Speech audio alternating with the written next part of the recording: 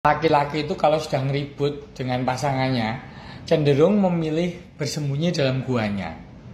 Entah di garasi, entah benerin perabot, atau main biliar, atau ke arena olahraga, main dengan teman-temannya, atau mancing, umumnya menyendiri di dalam guanya masing-masing begitu loh.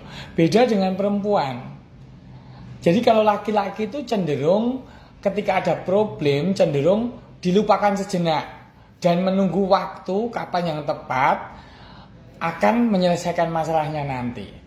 Terus kemudian kekurangan laki-laki juga umumnya kalau ribut dengan perempuan itu, wanita pasangannya, cenderung menganggap usahanya, kerja kerasnya yang tiap bulan bertahun-tahun mencari nafkah itu sebagai poin tabungan kemenangannya, poin tabungan terbesarnya ketika berkonflik dengan istrinya. Ketika konfrontasi dengan pasangannya itu tidak bisa dihindari lagi, laki-laki itu cenderung lebih jujur, lugas, dan bisa mengungkapkan emosinya apa adanya.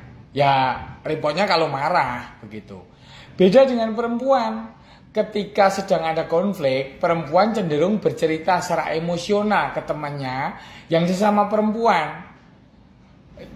Karena cerita itu kemudian dibumbuin oleh temannya atau yang dikatakan sahabatnya, cenderungnya konflik itu menjadi lebih rumit karena tidak lagi bisa berpikir mandiri, emosi temannya ikut terlibat. Jadi masalah menjadi rumit karena masukan dari teman-temannya itu akhirnya mengganggu kemandiriannya untuk berpikir. Jadi keputusannya sendiri secara mandiri untuk menyelesaikan konflik itu malah terganggu oleh pendapat dari temannya. Apalagi jika temannya itu ember, ceritanya muncrat kemana-mana dan konflik itu malah makin rumit setelah menjadi gosip. Karena gosip itu berkembang kemana-mana. Jadi masalah pribadi antar keluarga dengan suami akhirnya menjadi konsumsi publik. Itulah kenapa ada cerita Dewi Medusa, yaitu perempuan yang berambut ular. Itu karena ketika wanita itu mendapat sebuah bahan, itu sebagian kecil itu ada yang menceritakannya langsung ke orang banyak karena memang karakternya udah seperti itu. Gosip itu bisa berbisa dan bisa menyambar kemana saja.